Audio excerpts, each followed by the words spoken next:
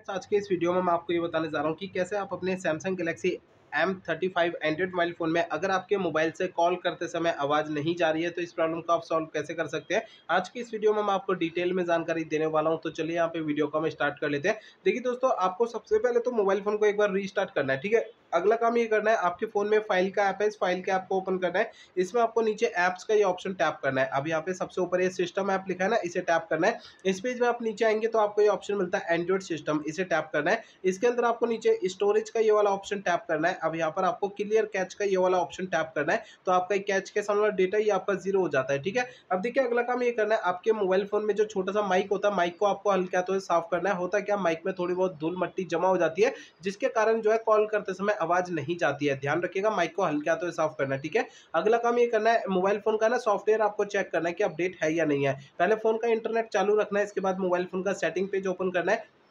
Setting page में सबसे ऊपर सर्च आइकन पे टैप करना है। यहाँ पे सबसे ऊपर सर्च बार में सॉफ्टवेयर अपडेट आपको लिखना है। नीचे सॉफ्टवेयर अपडेट का ये ऑप्शन शो होता है, इसे टैप करना है। इसके अंदर आपको ये डाउनलोड एंड इंस्टॉल पे टैप करना है। अब आपको इस वाले पेज पे कोई भी अपडेट का बटन या डाउनलोड इंस्टॉल अगर यहाँ पे लिखा हुआ दिखाई देता है तो उसे आपको टैप करके फोन का सॉफ्टवेयर अपडेट करना है, ठीक है।